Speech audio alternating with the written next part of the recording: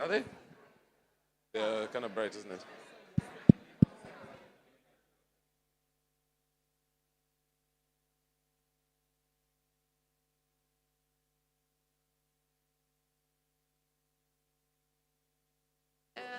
Feel free to text me if you need to communicate something that's not going well on the panel.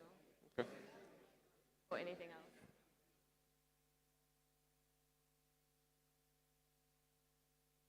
Yeah.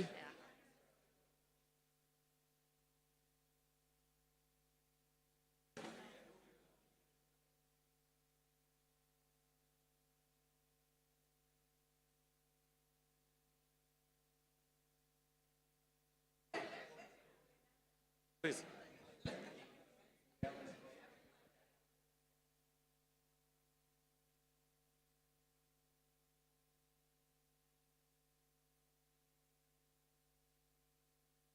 Good morning. Good morning. Good morning. Good morning. Hello? Hello? Is that okay? Okay. Thumbs up from the back there. Good morning, everyone. Breakfast is still lingering in our bellies. Good morning, everyone.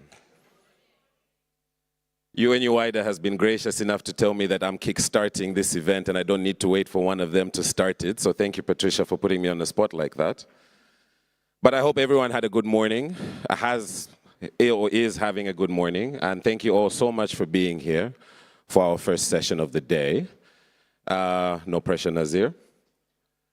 I would like to start this a bit differently, because obviously we had a first day yesterday. And to show how important this is, I will walk down a little bit and pick two people. First one, the question is, what was your biggest takeaway from all the important presentations, parallel sessions that happened? One very quick takeaway from yesterday of all the stuff that you attended. Hello, everyone. Good morning. My name is Chine ABC. My takeaway from yesterday is the concept of leaving no one behind. Social protection is a basic human right. And if we want to ensure that we reduce poverty and ensure, if we want to ensure that we reduce poverty and ensure an inclusive economic growth, then we must leave no one behind and consider it as a basic human right. Thank you very much. UNU-WIDER, please put her on a panel next year. She's got a lot to say on this topic. And my last one, please. Blessed morning, everyone. I am Omuhiri Ngabire Grace, or Ukwezi, as I like to be called. I'm from Rwanda. My takeaway from yesterday is that we aren't ready for any shocks. And so we are falling behind. We need to remodel and re-strategize how we think about social protection and safeguarding for everyone. A big hand for those that have just chosen. So today's panel speaks on financing social protection in a reformed international financial architecture. My name is Nazir Pando and I'll be moderating this session. And I'm joined by an amazing panel. I'm generally quite a physically big guy, but this is the first panel I'm telling you I feel very small. Because the people who are with me here are quite esteemed. And I'm glad that they're with us here today.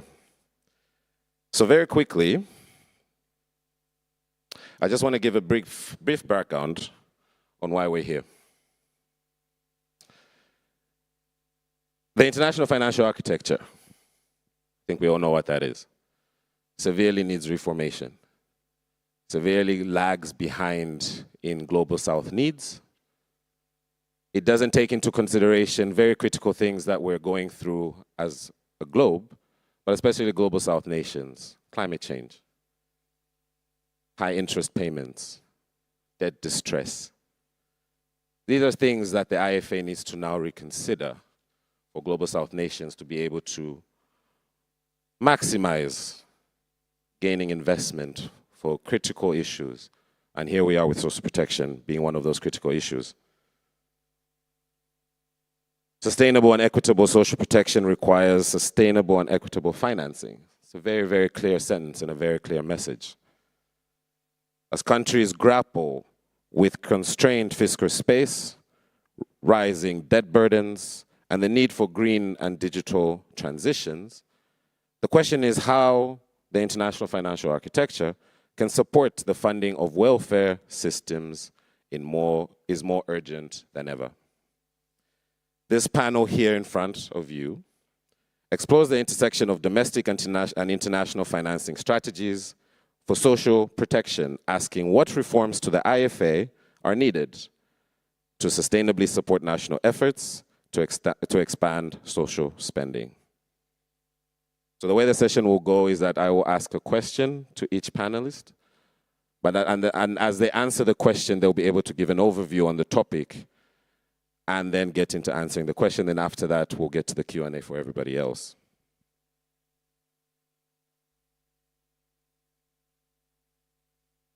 Brief biographies of the people here in front of me.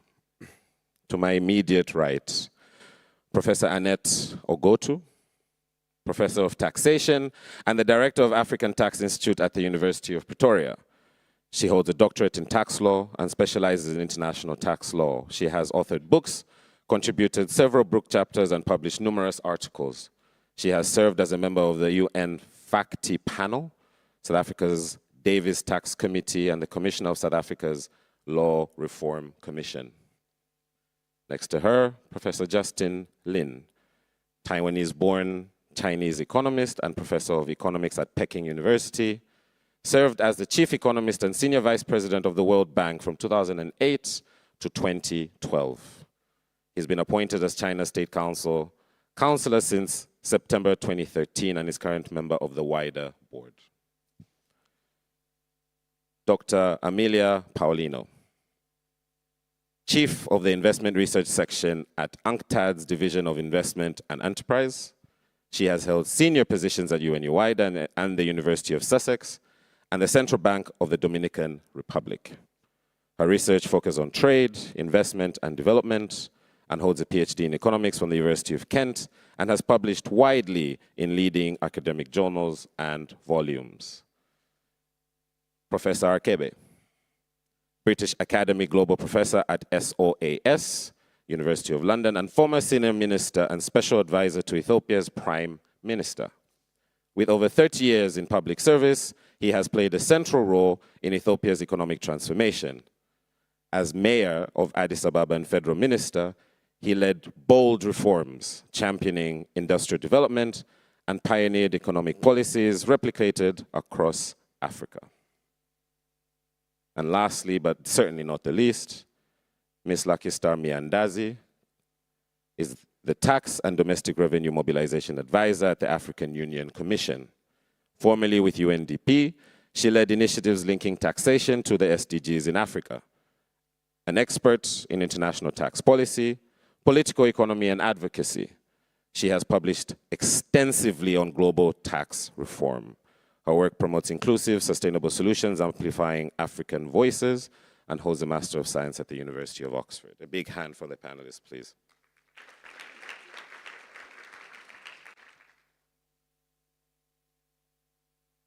So, my first question then goes to Professor Arkebe. As a policy expert, what reforms to the IFA are needed to make social protection fiscally feasible and resilient? And how can developing countries ensure it can adequately shield from external shocks and expand their fiscal spaces?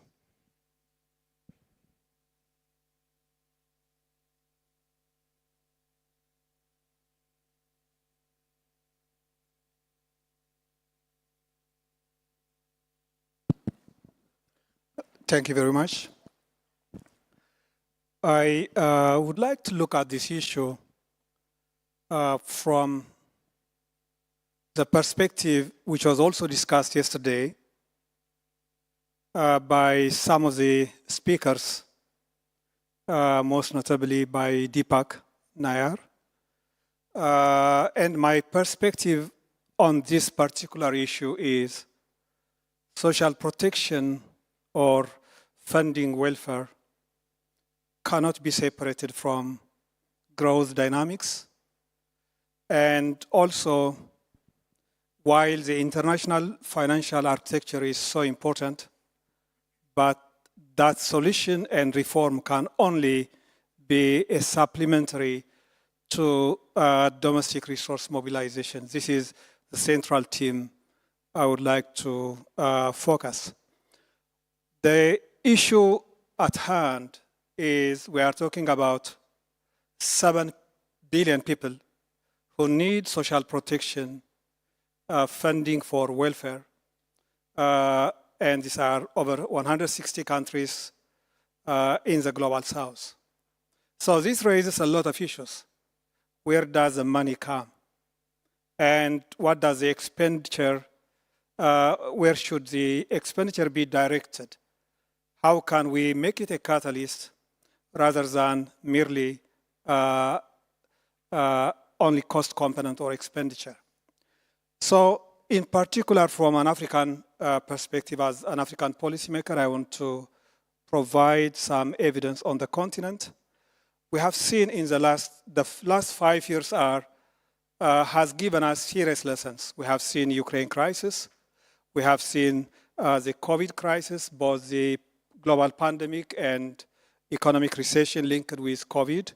We have seen the new Trump tariff war, and all tell us one critical element. We have seen many countries being quite vulnerable, and their growth dynamics has decreased, and they are not able to absorb or to be resilient in response to this crisis.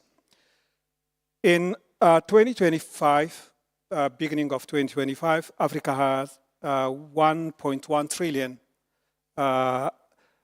public external lending. 1.1 trillion. By year 2000, Africa has below 300 billion external public lending. So the growth is quite significant. But a very interesting striking point is nothing has changed between 2000 and 2025. If we look from debt to GDP ratio, now it's 66%, and in year 2000 it was 65%. But what has changed significantly is the structure of the external public lending. In the year 2000, the concessional loans, combining both bilateral and multilateral, accounted for over 80%.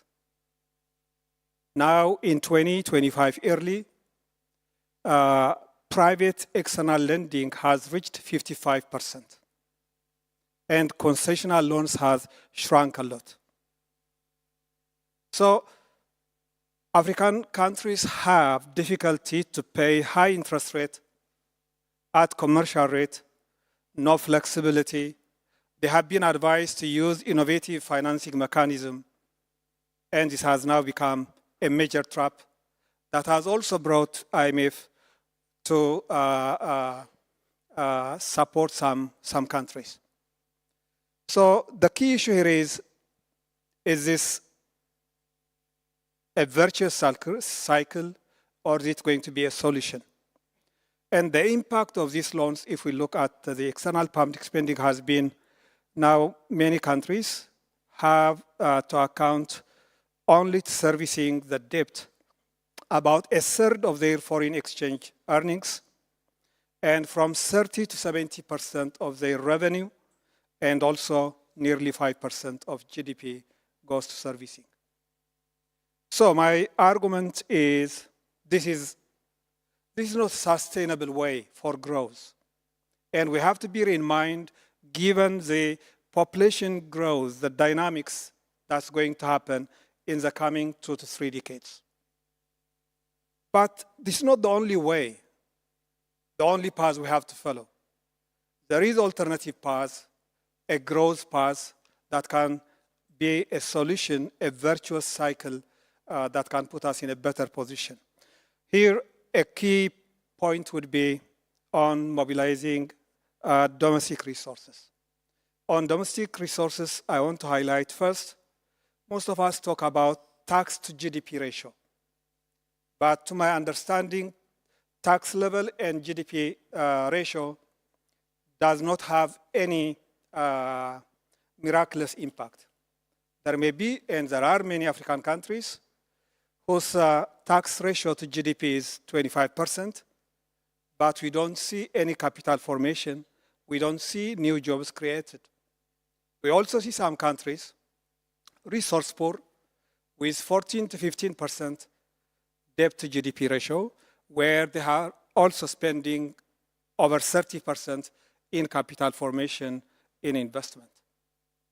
So a key point that should concern us should not be the tax to GDP ratio. The key point should be what is the tax structure, who is being taxed, and also what are the key drivers of this taxation, and where is it being spent? Is it being spent in recurrent budget? Is it being spent on growth drivers? Is it being spent on proper programs is a central issue. A second element is there must be a policy, government strategy to encourage savings and capital formation, and also the way to channelize finance or resources for supporting development. I'm not saying supporting social protection. I'm saying to those activities that are critical element of development, and that will also put the country to respond to shocks. For shocks, the best way is to prepare through alternative mechanisms. It could be sovereign wealth, it could be other alternatives to get ready for what is going to happen. So this element needs to be considered, but this is not going to have an impact because in the presence of inflation and foreign exchange crisis, this is not going to happen. So there is a need that the macroeconomic policy level, as Deepak yesterday highlighted, to implement policies that will help us to tame inflation, that will help us to promote exports, that will also help us to ensure that the value of, the export earnings is not going to be a huge challenge in terms of balance of payment. Without this, the social protection will be in danger, even growth will not be sustained. Again, here from the international financial architecture perspective, there is absolutely a need for debt cancellation and debt restructuring. We cannot think about moving out of this vicious circle without addressing the response to debt cancellation and restructuring. And if you could finally, I just want to conclude. When we talk about growth and production, we have to look at activities that will help us to create employment. Employment for the youth, employment for the women, employment also for those who are graduating from universities and high schools. And the second point we need to consider is to introduce policies that will help us to promote productive investment, be it foreign direct investment, domestic investment, and also supporting small and medium enterprises. In Africa, we have 50 million formal enterprises without much support, and these are the vehicle also to generate employment. Thank you. Thank you very much for that. And you mentioned, let's keep the lines of tax. Professor Annette, from a global perspective, how can International Tax Corporation and DRM work together to expand fiscal space for countries in the global south, especially those that are in dire need of this reformation of the IFA? And if you could please, let's concentrate now on the global end of things. Thank you so much. Much appreciation to UNU-WIDER for the invitation to be here. As we discussed very well yesterday, we emphasize the fact that all countries need finances to fund social protection. Now, over the years, countries in the global south that have overtly depended on foreign aid for funding their social protection have come to realize that due to the dwindling funding and the conditional nature of it, that they need to ensure sustainable funding of their economies through domestic resource or revenue mobilization. And this is largely financed through mobilizing resources from the public sector, and that is through taxation, which plays a fundamental role in achieving at least 10 of the 17 SDGs, as was discussed yesterday. Now, states are sovereign jurisdictions, and tax is levied at domestic level. Countries are free to set their own tax policies, and no country is under obligation to collect taxes on behalf of another country unless a treaty to that effect has been reached. So historically, countries' tax laws have essentially been domestic in nature, focusing on taxing their own residents, with a few provisions that deal with taxing foreign nationals that are trading within their jurisdiction.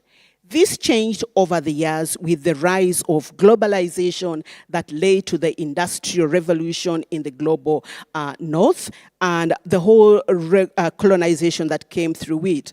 So with that in mind, and the intersection of countries' domestic provisions, this led to countries considering how they can come up with international tax cooperation measures in order to ensure that there is some kind of control in how they tax foreign investment. And the first measures in that regard were taken by the League of Nations after the First World War, which came up with the first draft model tax convention, and this was to address issues relating to allocation of taxing rights and prevention of double tax treaties. At that time, few countries in the global south were involved in drafting that model tax convention, and it was just a few countries, the likes of Mexico, that were involved in the Mexico draft of the League of Nations model tax convention.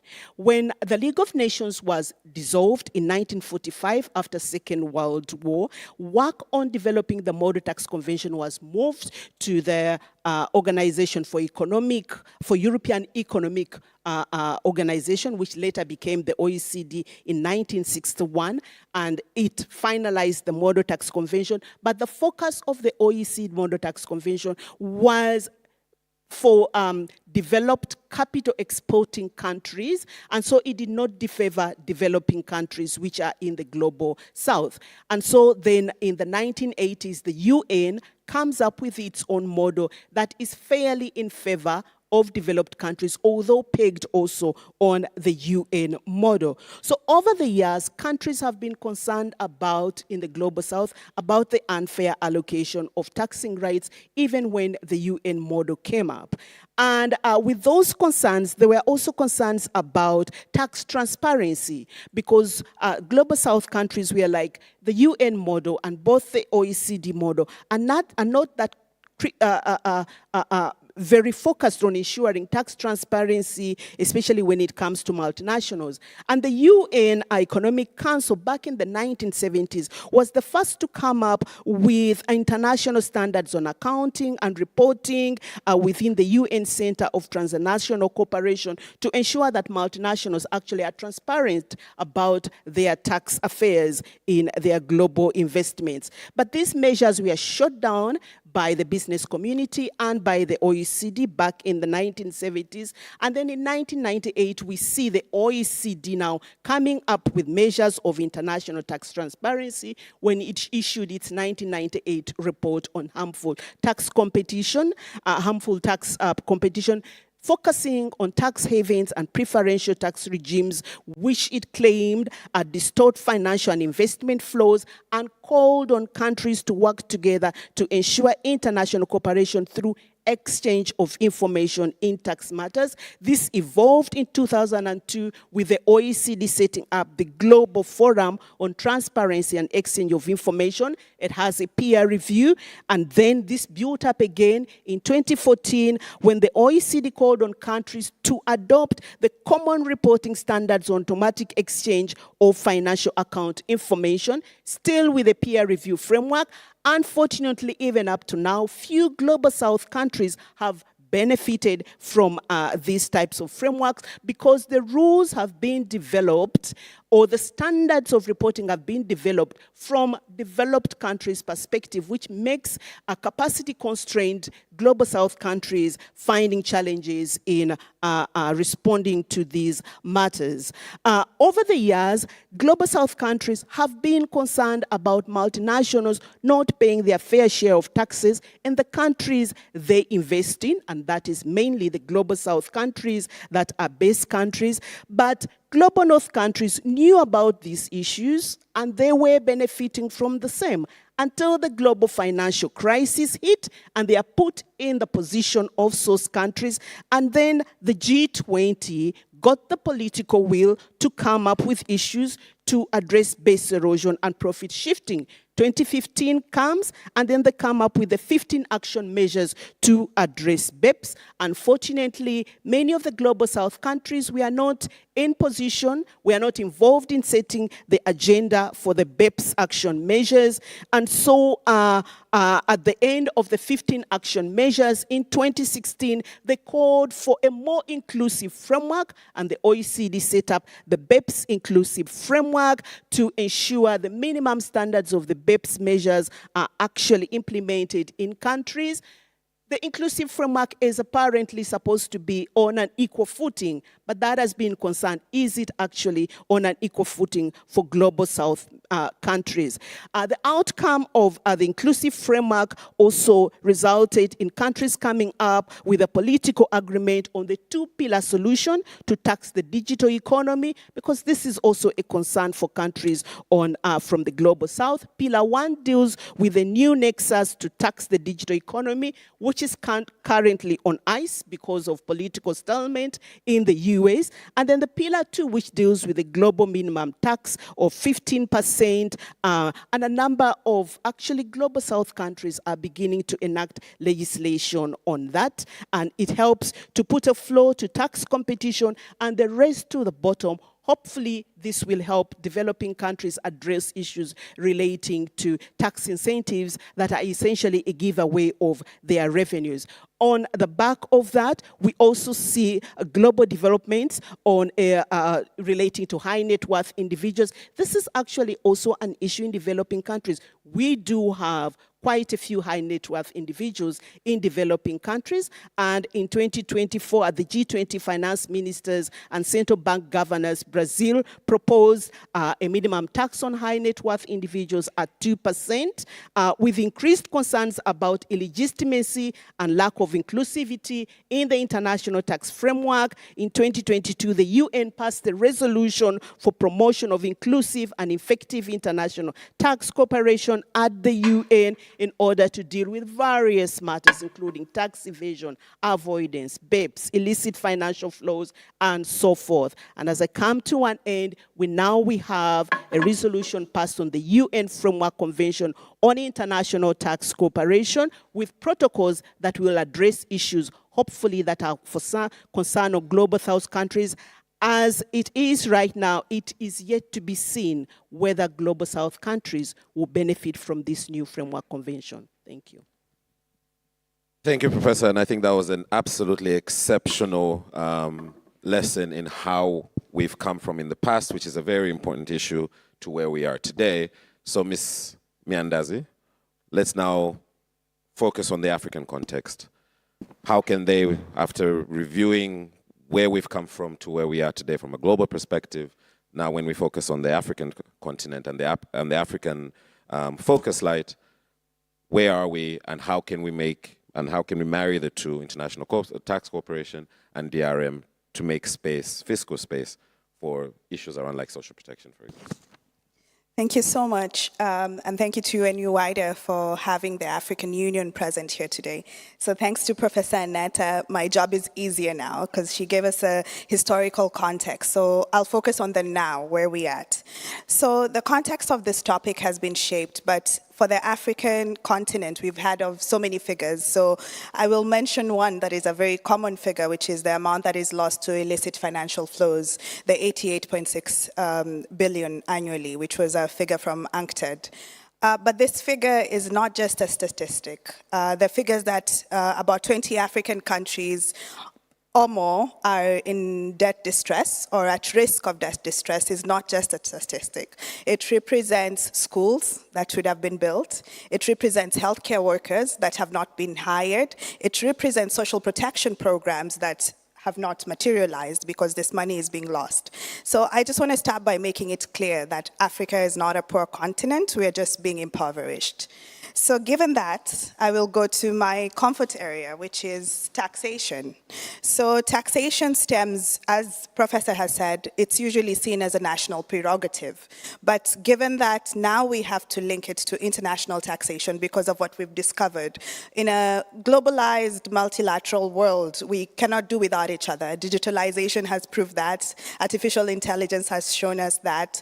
So for the African continent, with this realization, of 55 African member states of the Africa Union, that we have to collaborate. We have to come up with common African position in order to have a voice when it comes to international taxation, when it comes to our bargaining power at the international level or arena, when it comes to the United Nations, when it comes to the G20, and we're very happy as the African Union to now have a permanent seat with the G20. But what are we doing with this seat? This is something that has been given to us by member states, the mandate to represent them, the mandate to represent their interests. So what we do at the Africa Union when it comes to the great issue of the UN Framework Convention on International Tax, as Professor Annette has said, the rules were not made with us in mind, meaning the African continent, meaning African interests. So what we saw is that there is a gap, and we need to push it to where we can actually have a voice, where we can speak, where we can be considered as countries having a voice and contributing to these matters, both technically and diplomatically in the negotiation, to come up with a document that can actually benefit developing countries more, to help us curb cross-border taxation, to help us with dispute resolution issues, to help us with illicit financial flows, to help us with taxation of the wealthy. And we tabled through the Africa Group at the United Nations via Nigeria, which was the first country to actually bring this issue up of coming up with a UN Framework Convention on International Tax Cooperation. This was something that was never considered before. At the continental level, with our discussions with our New York counterparts, the representative, we came up with a resolution, which is to come up with this UN Framework Convention. And what does that mean? That means a convention that has been tabled at the UN, that we will discuss taxation issues that are of a global nature, that will handle, like I said, issues such as cross-border taxation, dispute resolution in taxation, redistribution of tax, a fair platform where every country has the right to speak and has the right to vote. The negotiations have started. They are meant to continue until 2027, where we have the negotiating group. And within this negotiating group, which is being shared by an African country, Morocco, and we're very proud of that, it's a more inclusive platform. We're discussing double tax agreements, for example, that are now of a multilateral nature. What do they mean for African countries? We're discussing tax transparency, which also on the continent, we're doing something about it, training our countries on why transparency matters, Africa Beneficial Ownership Transparency Network, which we have formed in collaboration with the African Development Bank and other partners, open ownership, just to encourage countries to sign on to this. We are collaborating on training countries on base erosion and profit shifting, together with the Africa Tax Administration Forum. And we're conducting this regionally. Africa is such a big continent, so we're doing it in all the regions. We have 8 regions in Africa, so visiting all the regions and doing capacity building sessions. On Pillar 1 and Pillar 2, Also, what should be the reaction to African countries on this? So it's always not to play defense, but sometimes it's good to also play offense, which we are trying to do, because the world is moving and it's not waiting for us, and also it needs to be led by us. So we are trying to be part of the rulemaking process. On taxation of the wealthy, I think this is something that was quite a success for us at the Africa Union, because we collaborated very much with Latin America, PT-LAC, on this, and on deciding on the big question that we had from the Africa Union, which was the redistributive nature of what was suggested by Professor Zuckman on the taxation, the 2% on the wealthy. How will it be redistributed to developing countries? And we continue to work with the Latin American countries quite closely on this. And then I will talk about the UN Framework Convention and what we want to see. This is not just something that is to be glorified as, oh, it was pushed for by Africa, but something that will have a great impact on our rulemaking process on international tax for the future. Other things I want to mention is something we call the Africa Financing Stability Mechanism. This stems from the discussion that we had yesterday about what the continent does in terms of dealing with our shocks. And of course, COVID-19 conflict and has taught us that we need to focus more internally on how we finance ourselves. So recently, this has been approved just last year by our ministers, together with the Africa Development Bank that has produced it, which is to help us as a cushion against external shocks. And it will help us raise up to $2 billion in debt servicing by 2025. And then last but not least is what we call the African financial institutions. These are in our founding documents of the Africa Union, and we're working towards establishing them, which include the Africa Central Bank, the Africa Monetary Fund, and the Africa Investment Bank, which will help us eventually with financial autonomy as a continent. So, in conclusion, I want to say something about expanding the space for social protection. We need a new social contract. I think this is the nature of tax. We pay and then we expect from our governments. But this new social contract needs to be built on the basis of international tax rules that are robust, domestic resource mobilization, the reform of an international financial architecture that puts development first. And I was happy His Excellency right next to me really highlighted this. I live in his country, so I think I'm allowed to say that. And then it needs to put the needs of developing countries first. I heard yesterday someone saying that the population, talking about the population of India, and in the next few years, Africa, the youth in Africa are going to almost double, and we're going to have such a high population of the world coming from Africa. So we need to play a greater role. And we need to ensure that the tax losses that we have from illicit financial flows, tax avoidance and evasion are redirected into development and into financing social goods and services. Thank you very much. Back to you. Thank you very much, Ms. Lucky Star. Now let's get to another topic. As an investment expert, Dr. Amelia, let's talk about climate change. So we know climate adaptation is key to building resilience, especially in global south nations who are faced with harsh effects of climate change, right? So now, how can we utilize climate finance to be able to support some of these nations, but without getting into more debt distress and to actually, enhance their resource mobilization? But let's concentrate on the climate finance and other investment opportunities that the Global South can focus on. Many thanks, and I would like to thank WIDER and the director, Professor Kunal Sen, for having me. This is a true homecoming. I was here for 6 years, and my last project was on fragile states, fragile groups. And 15 years later, I find myself crunching numbers and telling senior UN officials that 30 developing countries up to date have not received a single utility-size project on sustainable infrastructure. More than half of them are small island developing states. So what does investment has to do with this? A lot. Investment has to do with this a lot, because investment happens through a very complex mechanism. Not all investment is direct balance of payment transfer of resources. Many of the investment to social infrastructure and to physical infrastructure happens through international project finance mechanism that involves the private sector, governments, multilateral development banks. And this will take me later to the issue of the reform of MDBs. UNCTAD is mandated by General Assembly resolution since 2019 to report on the investment gaps and investment needs for the Sustainable Development Goals. Unfortunately, we are off track to meet the SDGs. We have estimated in 2015, on the eve of the launch of the SDGs agenda, that the gap was 2.5 trillion. As of today, the gap has increased to over 4 trillion, and these numbers are in line to the IMF estimations. Half of these relate to the energy transition needs, and this brings us to social contract and social justice. 80% of private investment goes to mitigation, because that's where the private sector has a clear revenue model and where they can see they have a high return. Only 20% goes to adaptation, which touches on climate justice and on social justice. So these are a lot of numbers that I'm quoting, but when we talk about policies, this matters. And when we talk about the reform of international financial architecture, it also matters. I was part of the team of UNCTAD, which led the Trade and Investment Day last year at COP29.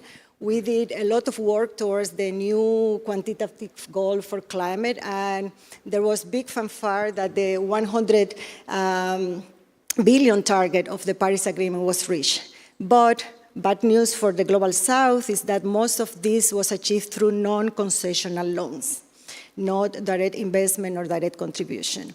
When it comes to aid, it also was achieved through, as I said, additionality, not mostly repackaging. So there are issues of transparencies and what is the real investment package and development finance for development package for developing countries when it comes to climate. So there are many issues around investment that we really need to bring to the forefront. Many of them are coming to financing for development in Seville. I think we reach the minimum common denominator when it comes to these issues, because again, we tend to see investment as a setting of a factory, but it's more complex than like that. In terms of climate, again, we are doing some analysis now, and we see that 2% of all the finance goes to the renewable energy. But only 5% of that investment has any sort of guarantee, any sort of risk mitigation mechanism for the developing countries. So again, this brings another layer of complication when you enter a contract, and I see a very senior Latin American and former government official in front of me. We talk about public-private partnerships, which has a very bad name in the region, but this is the way through which many developing countries enter into financing contracts for sustainable development. And when you have that only 5% of these projects have any sort of political or any risk guarantee, it brings the development partner in a very unequal footing and unequal negotiation process. And this brings me to the role of MDBs, the role of multilateral development banks. 2 years ago, when we did the report on investment in the energy transition, we found that if you set up a proper partnership scheme whereby the private sector comes, of course the private sector wants to see the fundamentals, what are the economic conditions in the country, the political and so on, and the natural resources available. But we don't want this to be a contract of resource seeking only, we want it to be of benefit for development and benefit to mobilize resources for social protection. So we found that if the partnership is done properly, that is with the right stake of the government, the private sector, and the participation of a regional and multilateral development bank, the cost of capital can come down up to 40%. That is the spread of debt. So this is a significant number, and this is only for renewable energy. If you take sustainable infrastructure, it's even more so. So I want to, just close my space now, and I'm happy to come back to the discussion, is that investment does have a place because aid cannot take the burden of the SDG agenda alone. We are 5 years to the 2030 development agenda. The private sector plays a role, but we still have countries that are seen as highly risk. There is a monopoly in the valuation of countries when it comes to the macroeconomic conditions. For example, last year we did a paper where we show that more than 20 countries in Africa are not credit rated. They are not credit rated, and this has implications on how they receive funding from capital markets. and how expensive the debt is for those countries. And those countries are the same that are paying more in debt services than on health and education. So the monopoly of the credit rating agencies is an issue that might seem too micro, but is core to the discussion of debt sustainability. And we know that Africa is advancing its own credit agency rating mechanism, which can help. But these issues increase the cost of capital as well. So it's not only fundamentals, it's also how the general setup for financing is working. And finally, the link to the G20. There is and I will not take much time of this because Professor Lee will discuss this issue, but only 4 countries in Africa have taken up the opportunity or have signed up to the common framework for debt restructuring mechanism. And a key issue still remains coordination among the members of the Paris Club and coordination within the G20 itself. But all in all, when it comes to discussing investment, what we find is that we need to rethink partnerships. They are old. PPPs are old, but believe it or not, it's the main way through which big investment is coming to developing countries beyond special economic zones. And as long as there is a credit rating monopoly, as long as countries cannot access affordable finance, and as long as the aid envelope is more about reshuffling than additionality, it becomes a problem. I will stop here. I'm happy to come back to some of the issues. Absolutely great. Thank you so much, Dr. Amelia. And then Professor Lin, you can take us home now, especially Dr. Amelia mentioned MDBs, the multilateral development banks. But also let's talk about regional multilateral development banks. How can we reform them? How can we enhance them? How can we change them to better support welfare expansion? Very good. A lot have been said, and the time is short. So I only want to make 3 points. The first one, there's a huge financing gap in the international financial institution to support social protection programs in the global south. The second point, because of the financing gap, it's important to reprioritize social protection programs in the developing world.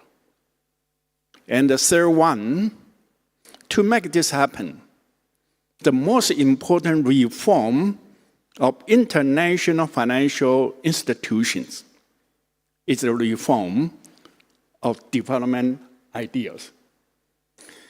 The first one, UN adopted the Sustainable Development Goals in the year of 2015. And we all know there are 17 goals. And many of those goals related to social protection. For example, Goal 1, no poverty. Goal 2, zero hunger. Goal 3, good health. They are in the areas of social protections. Now 10 years has passed. This year, 2025. Look back. Most countries have lagged behind of the progress to achieve this SDG by the time of 2030s. And there are many reasons for that. COVID-19, protectionism, deglobalization, and recently, the Russian-Ukraine war. They all diverse the funding for supporting these SDGs.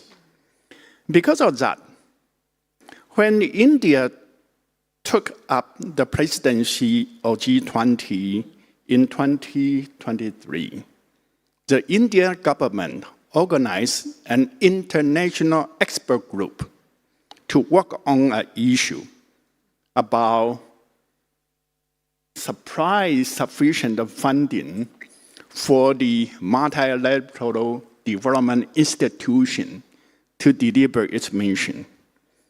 And I'm lucky to be a member of that international expert group.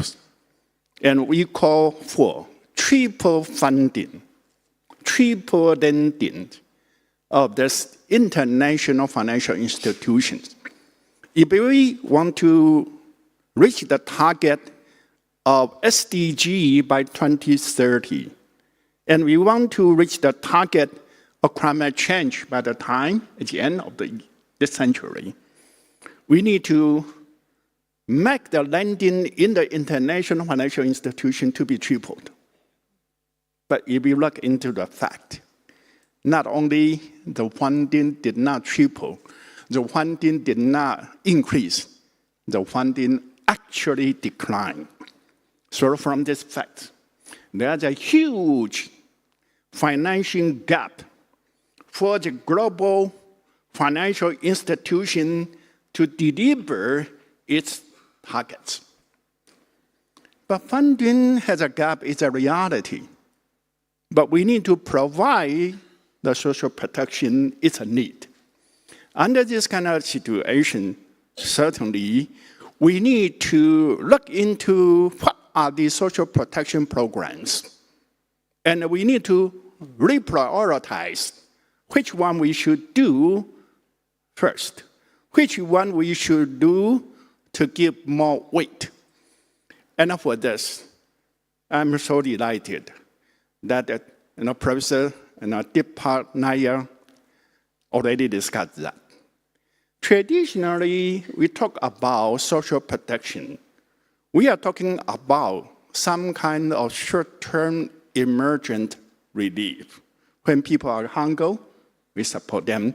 When people are sick, we support them, and so on. But more importantly, we should make the people have the ability to protect themselves. And the most important thing is job. If people have job with decent income, there will be no poverty. There will be no hunger. If they are facing a health issue, they can go to doctors. There will be good health. And a job also need to have a decent income. Because if you travel to the global south, even the poorest people, they are working. In some sense, they have job. But their jobs are mostly in traditional agriculture with very low productivity, very low earning, or in some kind of social service, with very little technology, little income for them. And although they are employed, they have job, but they cannot generate decent income. If you want to make people to have a decent income, the goal 9 in SDG is essential. We should have technological innovations in the traditional agriculture to make that into modern agriculture, to raise the productivities so they can have higher income. But agriculture alone is not sufficient. If you want to make the people to have a job, industrialization is a necessity. We need to migrate from agriculture to the modern manufacturing, and for that they can have decent income, and with decent income, they can protect themselves. And also, if we can have successful industrialization, structural transformation program, the growth rate in the country will be raised. Government will have more tax revenues. It will be easier for your job, for the domestic resource mobilization. And when the country was hit by some kind of short-term shock, the government will have more resources to stabilize the economy, and the government will have more resources to provide temporary relief to the needed people. So we need to have reprioritization of the social protection programs. To make that happen, international financial institutions can do many things. Because social protection has been a traditional goal of international financial institutions. For example, I was lucky to be the chief economist of the World Bank in 2008. When I entering into the gate of the main office of the World Bank, I saw a slogan: a world free of poverty is our dream. The social protection, right? They have been working on this program for now 80 years, but poverty is almost everywhere in the global south. And under this kind of situation, certainly we need to rethink. Because a lot of the program in the past, in general, are for short-term relief. Hunger, poverty, health. Those kind of short-term relief. And if we want to reprioritize, as I mentioned, job, decent job, need to have new technology, need to have industrialization in the global south. And to do that, I think the international development institution, bilateral development institution, need to switch the focus from short-term relief to this kind of long-term self-protection. To give a fish, change to empower the people to be able to fish. For that, as I said, modern technology in agriculture is essential. But in addition to that, on top of that, most importantly, is the industrialization in the global south. And to make that happen, industrial policy is essential. Industrialization will not happen in the world anywhere in the history or in the modern time without active government support. So we need to have industrialization programs or industrial policy to target sectors which the country have competitive advantages and turn that into the competitiveness globally. And for that, the government need to provide incentive to the first movers, entrepreneurs. The government should actively to attract foreign direct investment into sectors which the country have the competitive advantages. And in global south, the competitive advantage in general in the labor-intensive sectors, which can generate huge numbers of jobs and allow people to migrate from agriculture to modern manufacturing. And to make the industrialization to be successful, we also need to improve infrastructure. That's also goal 9. But infrastructure is poor almost everywhere in the global south. And the government do not have sufficient resources to improve the infrastructure for the whole nation. So some kind of pragmatic enclave approach will be essential. That is to set up industrial park, special economic zone, within the park and a special economic zone to have sufficient good infrastructure, business environment. And certainly, you also need to educate the workers to be employable, but the education need to match the needs of the industrialization. And for those, you need to have new development thinking. And that, I think, is the most important reform in the international financial institutions. If they can do that, I think every country can jumpstart from stagnation to dynamic economic growth. They can turn into the virtual cycle Dr. Akabe just mentioned in a country. And by that, the crisis in social protection programs can be an opportunity for a new start. And we can achieve the goal of the SDGs, hopefully if it's not 2030, but at least 2040, we can see a world free of poverty. Thank you. A big hand for my panelists, please.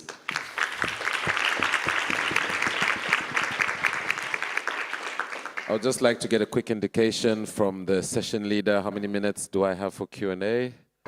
20 at the most? Okay, 20 minutes. So we'll follow a very simple structure. C plus P equals E. Concise and precise equals efficiency. So to the audience, we'll go 3 questions at each go. So please be concise, please be precise, and we'll be able to maximize the 20 minutes that we have. So I already see 1, 2, and 3. So the first mic here, if I could have the first mic in the front, please. The gentleman here, right here. I'd like to thank all the panelists for very perceptive presentations. It is clear that the international financial architecture needs reform in many domains, and your coverage has been extensive. But I have one question that has troubled me for some time. If we look at the world around us, there are heavily indebted poor countries where external debt alone is more than 50% of GDP, and debt servicing exceeds export earnings. The situation is much worse in some countries. At the same time, governments in these countries owe a large debt to their people, which they're not able to service. So what gets squeezed in the process is resources allocated for social protection everywhere. Now, I think the particularly vulnerable countries are the heavily indebted ones.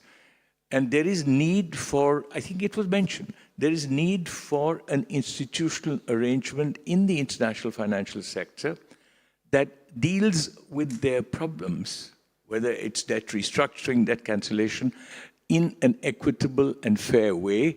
The institutions that exist, Paris Club, it was much like, Shakespeare's Merchant of Venice, Shylock. You have the World Bank and IMF running the heavily indebted poor countries HIPC initiative. You have the G20 common framework. But there is nothing yet that provides an equitable restructuring of debt to resolve these countries' problems. And social protection is the casualty. Can the panelists think of merging these, creating a different, these are tired mechanisms, they're not working, something different? Thank you very much. And while we go to the second one there, that would be, the first question would definitely go to Dr. Milia and Professor Lin. Next question, please. So my question is about comparative advantage. We mentioned industrialization, but we also mentioned agricultural productivity. I think, I'm just being provocative, I think maybe except with South Africa, some high plains of Kenya, I'm not sure most African countries will have a comparative advantage in agriculture. In Brazil, even now is investing in cocoa production, aiming to take over from Ivory Coast. So I wonder, do you see a direction of which areas will be the dynamic areas for growth in African countries? Thank you. Thank you. As we go to the last question, Lucky Star as well as Prof. Ayebe, that will be the second question for you both. And the last question, yes, for this round. Thank you, and congratulations for the excellent panel. Thank you for all the interventions. And my question, I will try to touch on relation to the last speaker, mainly in the role of ideologies, because we currently all the things that we have been speaking, and mainly the last panelists, touch base on the structural transformation of the state and the role of the state. But currently we are facing a world in which some countries, mainly one of the most powerful countries in the world, are trying to divert this agenda. So what will be the role of these international conversations and the role of the institutions that we are facing in order to embed these messages of structural changes and the need for this development agenda? Thank you. Thank you. I think Professor Annette and Professor Lin can answer the last question. But please, Dr. Milia, first question, as well as Professor Lin, you can chime in.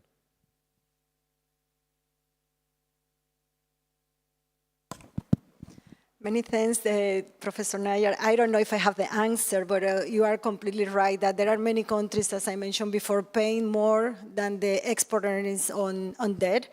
And also we have estimated that around 10–30% of the payments go only on servicing. So restructuring is a must in the discussion of the reform of the financial architecture. But one issue is that, I mean, we mentioned the G20 common framework, but we need to see why there is such a slow uptake of developing countries, with only 4 African countries taking part of it. And one issue is clearly the cumbersome procedures. Countries don't have the technical capacity to go through the process in in a timely manner. But the other issue is creditors' participation, because we need to have everybody around the table. As long as we don't have asymmetric negotiation with creditors, and this it includes the multilateral international financial institutions and the private sector, we will not reach an equilibrium. So the issue of this asymmetry and not having the creditors on the table is an issue. And this might sound a bit technical, but all lies also on the issue of comparability treatment, which also remains largely unforeseeable. So again, we face asymmetries between North and South here that require more discussions in the G20. UNCTAD has been doing a lot of work on this, and we have seen that there is some modifications proposed, especially having more participation in the G7, of the developing countries in the G7 discussions. And as my predecessor explained, Luke Starr, we have the EU has a seat in the G20. UNCTAD has a seat. Before the UN only had one seat for all the agencies, but still not having clear negotiations with the creditors remains an issue. And then all will fall down to when you reduce the services payments, then you will have more for social protection. Well, for the debt issue, certainly when a country highly indebted and in a crisis mode, under that kind of situation, some kind of temporary relief would be essential. But more important to this issue is the so-called debt sustainability framework. Because currently, if a country, if they have high debt ratio, they cannot borrow. And as we discussed, if a country wants to turn from stagnation to dynamic economic growth, they need to make some investment to improve infrastructure and so on. So I think that for the debt sustainability program, we need to distinguish the borrowing is to support consumption, or the borrowing is to support investment and allow the country to jumpstart dynamic economic growth. If the borrowing is for the second purpose, even a country it already has a high debt ratio should be allowed to borrow, because that would be needed for the country to have a new growth momentum. And also, those kind of borrowing actually create asset, because if you improve the infrastructure, it's an asset. And if you use the debt to support consumption, certainly that's a real debt. And we need to actually to have some kind of rethinking about this kind of debt sustainability framework that is equally important for what you said, that short-term need to give some kind of temporary relief for the highly indebted country. Ms. Miandazi for the second question.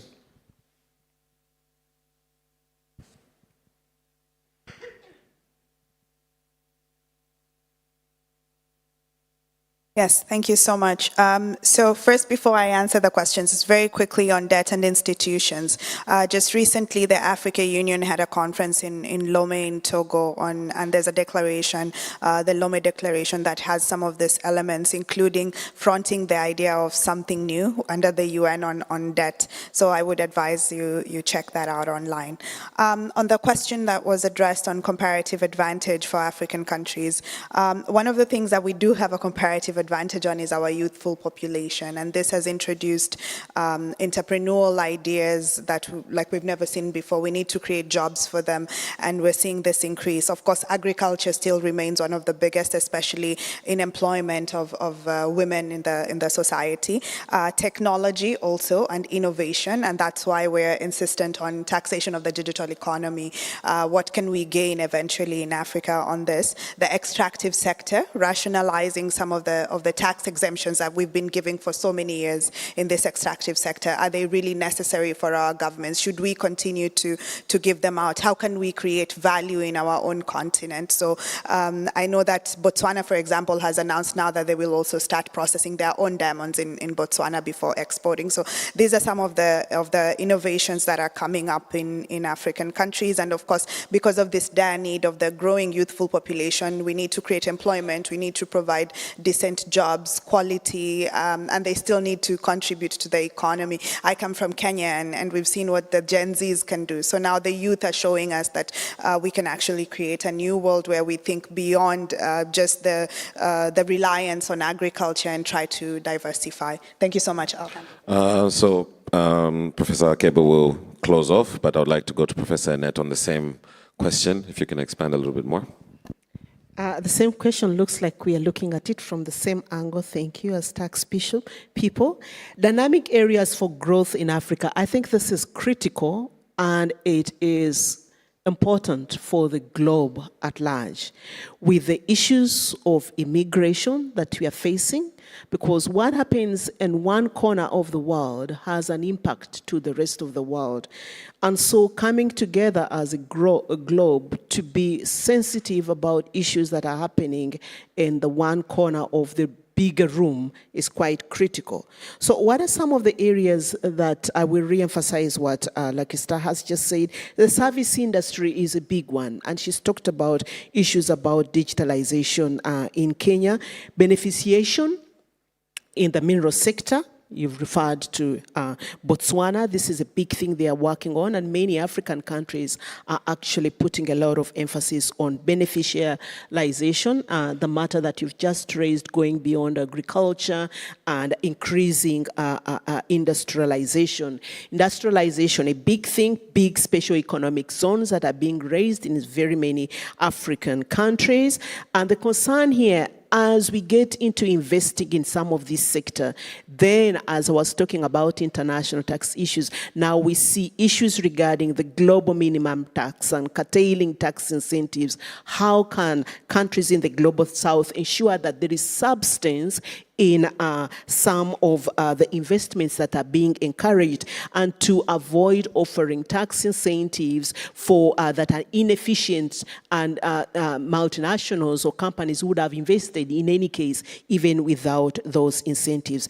Yes, the global south, Africa at large, is being recognized as the new frontier for investment. The minerals are there. We have a big youth. So in terms of labor that is there, that has to be developed to a level that is trustable and efficient in developing some of the developments that are needed to address these issues. But this is a global issue.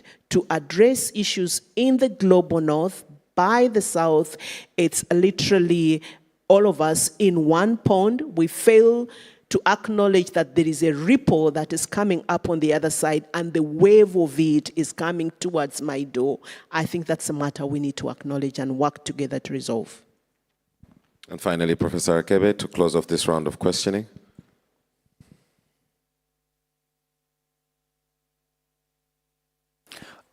Thank you very much. I believe the question our colleague presented is quite important. It brings us back to the issue, how can developing countries, be it low and middle income or African countries, increase their growth, become central. The current growth rate is not adequate to ensure there is support for social protection. Africa, if we take as example, in the last 50 years, average GDP growth has been 3.5%. It's above the global 3.1%, but much lower than Asia, which is 5% for the last 50 years. And the central question is, without growth, when the population is growing fast, and I'm a strong believer that the population dynamics is so important to drive growth, because it's about growing market opportunity, it's about productive capacity, it's about creating employment for many. So it's not a curse, it's actually an important asset. So the growth has to be higher. We have seen in some African countries, resource-poor countries, where GDP has been growing quite fast. 10.5% for 15 years has been Ethiopia's record in GDP growth. And the second point is what is necessary is not the growth of the economy, but also improving the quality of the economy, or in other way, structural transformation. We have all been researching on this area for the last at least 2 decades. Many of the colleagues here, Deepak, Justin, and UNU-WIDER, has been doing extensive support. And a critical issue is we need to look at strategic priority in every local context, national context.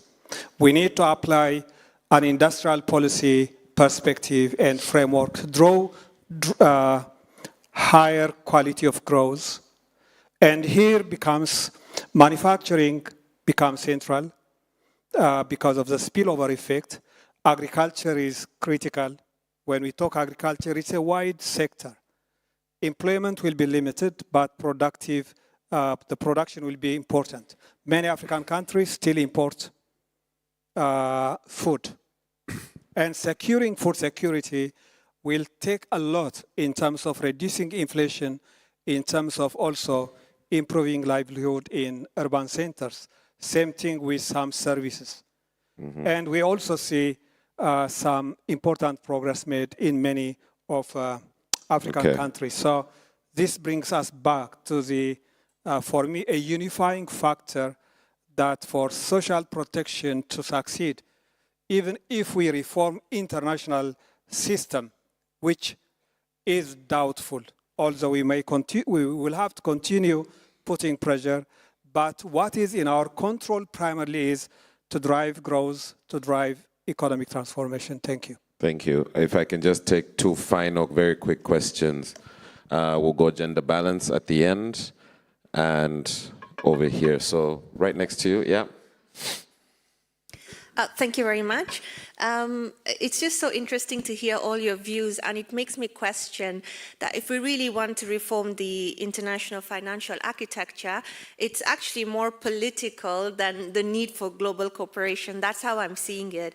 So I'm wondering, what is your view then? Like, for example, we have the social contract, which really found the responsibility between state and society. But if we're talking about social protection and we want to bring in the global tax system as well to be responsible to provide the social protection, should we not also consider expanding the social contract to make it more tripartite, so that not only do we have the state and society, but also multinational corporations, because they are very much responsible for creating this entire spider's web of BEPS going around. So just your views on the same. Thank you. Thank you. And then the last question up in the front here.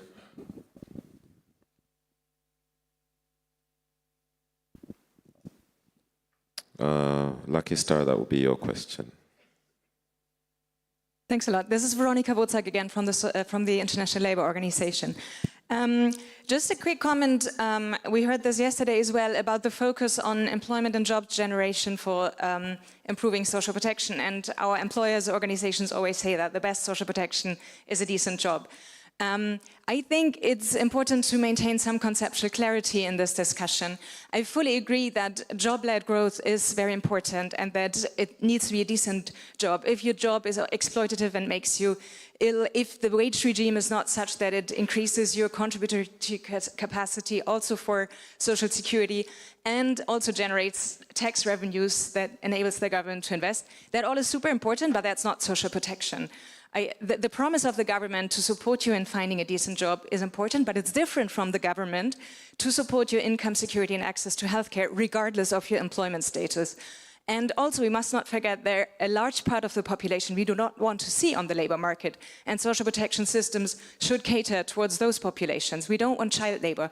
We don't want women, when they are pregnant, to work around childbirth. We don't want elderly to have to work until they drop dead. And that is a different promise from job generation. So that's one part. And the other comment I wanted to make is that I think it's important to link the excellent panel we had yesterday as the last session with this one. I think the point that was made there, that in a lot of countries we see a downward spiral between lack in trust in governments, unwillingness to pay taxes, lower tax revenues, less ability to invest in public services, and like a downward development spiral. And that the important role of international financial institutions to come in to kickstart an upward spiral whereby governments can invest again and generate trust again and willingness to pay taxes. It's not just about enforcing tax regimes, it's also about proving as a government that people can trust and want to pay taxes, right? I mean, if we link this to today's discussion, we heard a lot about investment in infrastructure, which is clearly important. But maybe it's not sufficient to buy that, to regenerate that trust, because until the economic growth kicks in, that may take a longer term. So this question of what do we see as a role for the international financial institutions and ODA to also rebuild public institutions that are more accountable and stronger? And so, yeah, linking yesterday's panel and today's panel, I think, would be important. Thank you. Professor Lin, you'll end with that comment as we close this session. But firstly, Lucky Star. So I agree and disagree with Professor Leila. So Dr. Leila, you talked about the political reform of the IFA. So I completely agree that one thing that both with the UN and with AU that I've learned is that you do need the policymakers in the room. You need them on the table because eventually they need to understand what BEPS mean. They need to understand what transfer pricing mean. They need to understand the implications of this. So I agree with you in that regard. On the tripartite idea that you have, I wouldn't call it a social contract myself. I would agree that multinational corporations should also have some level of accountability to countries. But of course, if you go to MNCs, they will tell you we already have CSR. And that this accounts for, in their opinion, as their way of giving back to the society. So I would say that right now, given the amounts of money that are lost from cross-border interactions, I think we do need to discuss with multinational corporations about better standards, link it to the human value of the work that they do at the national level.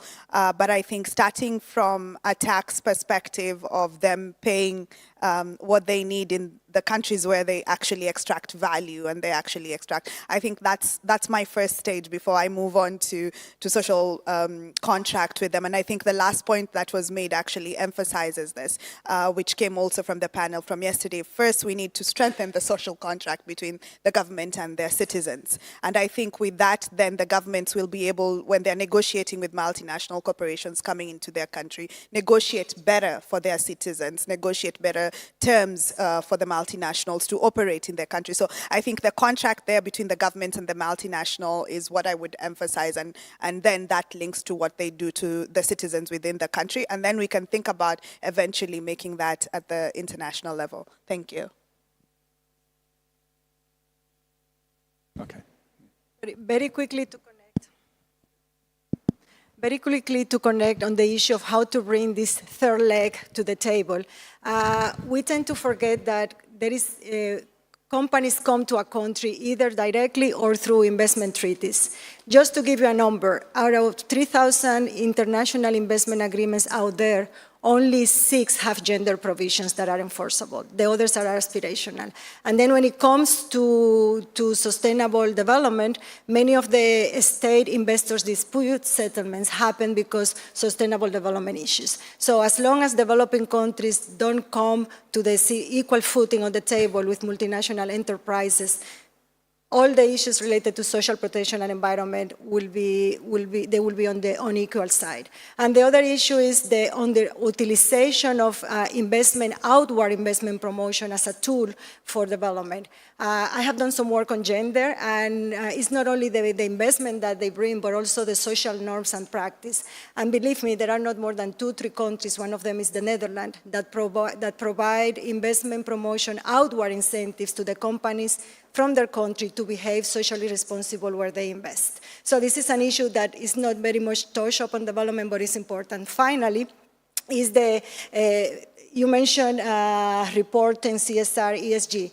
but there is a lot of greenwashing and social washing, so we cannot take the reporting of multinationals as an indicator. Because, for example, again, on gender, we only get gender indicators at the board level. We don't get middle level, we don't get lower level employees. So these issues, there is a lot of, with the UN Compact, a lot of makeup and sugarcoating, but in the reality is that we need to improve and we need to have more open conversation, and there is more room for investment policy in this discussion. Well, I'd like to come back to the issue of politics. If we want to change the agenda of international development financial institutions, certainly it will be a result of political equilibrium by the stakeholder countries. But we know politics in any countries is shaped by public opinions. And so fundamentally, we need to change the public opinions in the stakeholder countries. But how to change the public opinions? Evidence-based research carried out by important research institutions like UN-WIDER and other credible academic institutions would be important. And to have conference like this to make those kind of research funding understandable and also can be shared by the public would be essential. And fundamentally, I think all the people have goodwill. They like to have a better society in their country. They also like to have a better world for the humanities. And so we can look back what we did, and although we have good intention, but we did not achieve the goal. Now, with new evidence, based on research, I think we should have confidence on humanity because we all want to have a better world. Thank you very much. And I would like to close finally with this from my side. My takeaways from yesterday and this morning is this. By learning from foundations laid in the past to growth that give us action points to respect and build equity with equality today, it will result in innovative approaches to growth and equity tomorrow. So if we are to safeguard tomorrow, we have to understand yesterday and maximize today. My name is Nazir Pando, and I am honored to have been invited by UNU-WIDER to moderate this session. Thank you to the panelists. May you all have a good day.